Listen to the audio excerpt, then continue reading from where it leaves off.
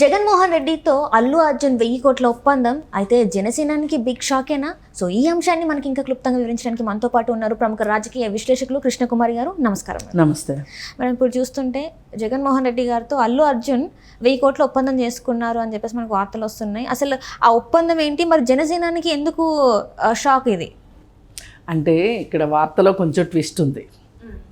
అదేంటంటే ఇప్పుడు అందరూ వైజాగ్ బాగా డెవలప్ అవుతుంది అని చెప్పి వైజాగ్లో పెట్టుబడులు పెట్టాలి అనుకుంటున్నారు.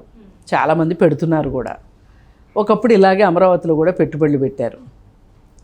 అమరావతిలో పెట్టుబడులు పెడితే అది చంద్రబాబు నాయుడికి పెట్టినట్ట, వైజాగ్లో పెడితే జగన్మోహన్ రెడ్డికి పెట్టినట్ట? అట్లేం కాదు కదా. ఇప్పుడు వ్యాపారస్తుల లక్షణం ఏంటి? ఎక్కడ లాభాలు వస్తాయి అనుకుంటే అక్కడికి వెళ్ళి పెడతారు. అంతేగాని ఆ ప్రాంతం మీద ప్రేమతోనో, అక్కడ మనుషుల మీద ప్రేమతోనో, ఆ సీఎం మీద ప్రేమతోనో పెడతారా పెట్టుబడులు? వీళ్ళకి రూపాయి పెడితే 2 రూపాయలు వస్తాయి అనుకుంటేనే పెడతారు పెట్టుబడి. అదే ఉద్దేశంతో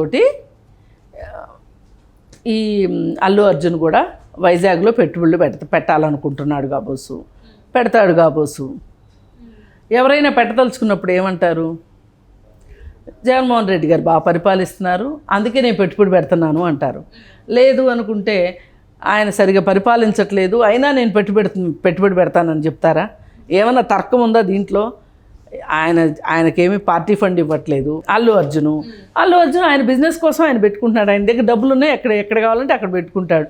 హైదరాబాద్లో బోల్డ్ చోట పెట్టుబడులు ఎట్లా వాళ్ళు చాలా చోట్ల పెట్టారు. కానీ ప్రజలు ఇది అట్లా తీసుకోరు కదా, ఫ్యాన్స్ అనే వాళ్ళు అట్లా తీసుకోరు కదా. అంటే జగన్మోహన్ రెడ్డితో ఒప్పందం అనగానే ఇప్పుడు జనసేనాని ప్రభుత్వంతో ఒప్పందం. అది జగన్మోహన్ రెడ్డి అక్కడ ఒక వ్యక్తి మాత్రమే. రేపు ఆ వ్యక్తి వెళ్ళిపోయాడు అనుకోండి, వేరే అతను సీఎం వచ్చాడు అనుకోండి, దాన్ని అయితే ఫాలో అవుతారు కదా. జగన్మోహన్ రెడ్డితో పాటు వెళ్ళిపోదు కదా అది. అందుకని ఇవి మాట్లాడుకోవటానికి బాగుంటాయి కానీ ప్రాక్టికల్గా చేతల్లో కరెక్ట్ కాదు అది. అదేంటి అంటే ఆయన సీఎంగా ఉన్న సమయంలో ఆయన వైజాగ్లో పెట్టుబడులు పెట్టాడు. ఇది సరైన వార్త. ఇప్పుడు అమరావతిలో ఎందుకు పెట్టారు? అందరూ బాగుపడతామని చెప్పి పెట్టారు, డబ్బులు వస్తాయని పెట్టారు. అంతేగాని చంద్రబాబు నాయుడు ఏం పెట్టలేదు కదా. కాకపోతే హైదరాబాద్లో చంద్రబాబు నాయుడు చేసిన అభివృద్ధిని చూసి చంద్రబాబు నాయుడు ఈ విధంగా అభివృద్ధి చేయగలుగుతాడనే నమ్మకంతో చాలామంది పెట్టుబడి పెట్టుండొచ్చు. కానీ ఆయన చేతికైతే డబ్బులు ఇవ్వలేదు కదా ఎవరైనా. అయితే ఇదేంటి అంటే మామూలుగా కూడా పవన్ కళ్యాణ్ ఫ్యాన్స్ను అల్లు అర్జున్ ఫ్యాన్స్ అప్పుడప్పుడు కొట్టుకుంటూ ఉంటారు. ఇది ఒక దుర్లక్షణం. ఆ ఇద్దరు ఏం చెప్పరు కొట్టుకోమని, వీళ్ళే కొట్టుకుంటారు. మామూలుగా కూడా ఏంటి పరిస్థితి అంటే ఒకప్పుడు అల్లు అరవింద్ను చిరంజీవి కలిసి వ్యాపారాలు చేసుకునేవాళ్ళు, ప్రాపర్టీ మేనేజ్మెంట్ చిరంజీవి మొత్తం అల్లు అరవిందే చూసేవాడు. అయితే వారిద్దరి మధ్యలో ఏవో పరపచ్చాలు వచ్చాయని అనుకుంటారు. కాకపోతే ఏంటంటే వాళ్ళిద్దరూ ఉన్నంతసేపు బాగానే ఉంటుంది. వాళ్ళ పిల్లలు కూడా వచ్చిన తర్వాత ఎందుకు బాగుంటాయి? వీళ్ళ ఆలోచనలు కూడా ఉంటాయి కదా. వీళ్ళ ఆలోచనలు ఉంటాయి, వీళ్ళ అభిరుచులు ఉంటాయి. వీళ్ళ అభిరుచులు పెద్దవాళ్ళకి నచ్చవచ్చు, నచ్చకపోవచ్చు. ఏదైనా ఎవరి కుటుంబంలో ఎవరి పిల్లల మాట ఆ తల్లిదండ్రులు వింటారు, తల్లిదండ్రుల మాట వాళ్ళ పిల్లలు వింటారు. కాబట్టి వీళ్ళు ఎవరి వ్యాపారాలు వాళ్ళు చేసుకున్న పరిస్థితి వచ్చినప్పుడు అల్లు అరవింద్ ఆయన సొంతగా సంపాదించుకున్నాడు, వ్యాపారాలు చేశాడు. అలాగే అర్జున్ కూడా అల్లు అర్జున్ సినిమాల్లో తను డబ్బులు సంపాదించుకుంటున్నాడు. అందుకని తను పెట్టుబడులు పెట్టుకుంటాడు, తనకు నచ్చిన చోట పెట్టుకుంటాడు. అందుకని ఆంధ్ర రాష్ట్రంలో వైజాగ్లో పెట్టాడు అంటే జగన్మోహన్ రెడ్డి కోసం పెట్టాడు అని అనుకోవటం అయితే ఒట్టి మాట కదా. అంటే సోషల్ మీడియాలో ఇప్పుడు ఏంటంటే జనసేనాని ఏమో రాష్ట్ర అభివృద్ధి కోసం పోరాడుతుంటే కానీ వీళ్ళు మాత్రం ఇట్లా చేస్తున్నారు అని తప్పే ఉందండి. ఇప్పుడు అక్కడ ఏమన్నా ప్రభుత్వం రాయితీలు ఇస్తుందేమో అందుకని పెట్టారేమో. ఎందుకు అసలు ఒక వ్యాపారస్తుడికి నీతి ఉంటుందని ఎందుకు అనుకుంటారు? అంటే ఆ వ్యాపారస్తుడు డబ్బులు మాత్రమే చూస్తాడు, అంతే. అక్కడ ఏం జరుగుతుంది అనేది చూడండి. వాళ్ళకి అనవసరం. వాళ్ళ అవకాశాలు వాళ్ళు ఎందుకు పోగొట్టుకుంటారు?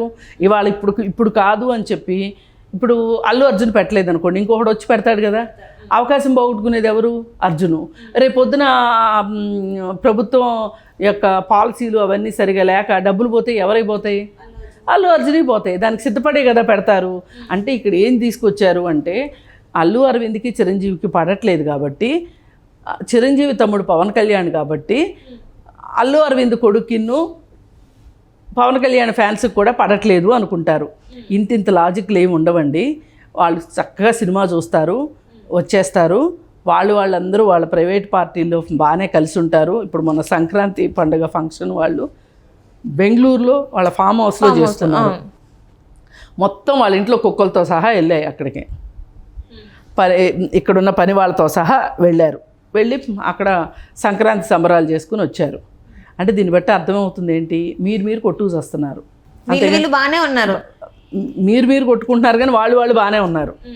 తెలియక మాట్లాడుకోవటమే ఇదంతా. అదేమీ లేదు. అల్లు అర్జున్కి డబ్బులు వస్తాయి అంటే పెడతారు. ఇప్పుడు మన ఆహాలో పెట్టుబడులు పెట్టారు. ఆహా పరిస్థితి బాగాలేదు, దానిలో వేరే వాళ్ళతో పెట్టుబడులు పెట్టించుకుంటున్నారు. ఇప్పుడు ఎక్కడో దాకా ఎందుకు అన్నపూర్ణ స్టూడియో అమ్మేస్తారని తెలుస్తుంది, అంబానీ వాళ్ళు కొంటున్నారని తెలుస్తుంది. అంటే వ్యాపారం ఇది అంతా. ఇది ఫక్తు వ్యాపారం.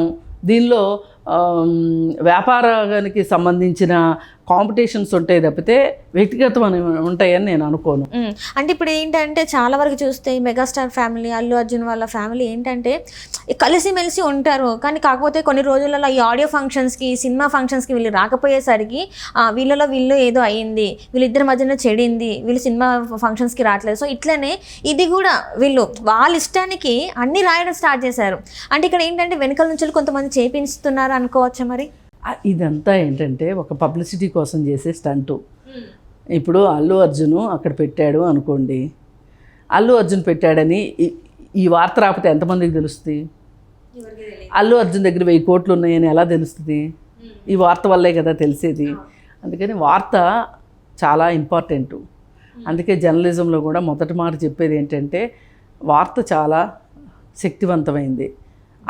అది ఎందుకు శక్తివంతమైంది, అది ఎంత పాపులారిటీ వస్తుంది దానికి అనేది ఏంటి అంటే, కుక్క మనిషిని కరిసింది అంటే అది వార్త కాదు, మనిషి కుక్కను కరిశాడు అంటే అది వార్త. అలానే క్రియేట్ చేస్తారు ఇక్కడ. అందుకని చెప్పి వార్తని చదివించాలి, వార్తని వినిపించాలి, చదివేటట్లు చెయ్యాలి. అది వార్త లక్షణం. దీనికి ఏది అతీతం కాదు. సో అది ఏదైనా కూడా, అంటే ఫేక్ న్యూస్లు అయినా కూడా ప్రజలకు తీసుకెళ్ళాలి, మంచి న్యూస్ అయినా కూడా ప్రజలకు తీసుకెళ్ళాలి, ఇలాంటి బిజినెస్ టాక్టిల్స్ కూడా ప్రజల్లోకి తీసుకెళ్ళాలి. ఒక న్యూస్ పండటం అంటారు, అదే వార్త పండాలి. అంటే 10 మంది చూడాలి, 10 మంది చూడాలి, 10 మంది మాట్లాడుకోవాలి. సో ఇదంతా కూడా పబ్లిసిటీ కోసమే అంటారు. అంతే, పబ్లిసిటీనే ఇదంతా. సో ఇప్పుడు వీళ్ళు ఇది చూడడం వల్ల, ఇది చేయడం వల్ల ఈరోజు అక్కడ మళ్ళీ వైజాగ్ అనేది మళ్ళీ ఒకసారి ఇట్లా పైకి వచ్చినట్టే కదా. వైజాగ్ సిటీ గురించి మళ్ళీ జనాలందరూ మాట్లాడుకుంటారు. ఏదైనా పైకి వస్తుందండి, రాకుండా ఎందుకు ఉంటుంది? ఎవరు ఆపుతారు చెప్పండి? అరచేతిని అడ్డు పెట్టి ఏమన్నా ఆపుతారా? అంటే ఇప్పటి వరకు చూస్తే వైజాగ్ ఎంత ఉన్నా కూడా, అంటే ఇప్పుడు వీళ్ళ ఉద్దేశం ఏంటి అంటే జగన్మోహన్ రెడ్డికి ఆయన పాపులారిటీని పెంచడానికే అల్లు అర్జున్ వెళ్ళి అక్కడ 1000 కోట్లు పెట్టాడు అని అనుకుంటున్నారా? అంత అమాయకుడైతే కాదు అల్లు అర్జును. ఆయన 1000 కోట్లు ఆయన తగలేసుకుంటానికి ఆయన ఏమంత పిచ్చోడు కాదు. ఆయనకేం డబ్బులు ఊరికినే రాలేదు. అందుకని ఇలాంటివి జరిగే విషయాలు కాదు. ఇది ఏంటంటే ఒక వార్తని ప్రజల్లోకి తీసుకెళ్లాలనుకోవడం తప్పితే వేరే ఏమీ లేదు ఇందులో.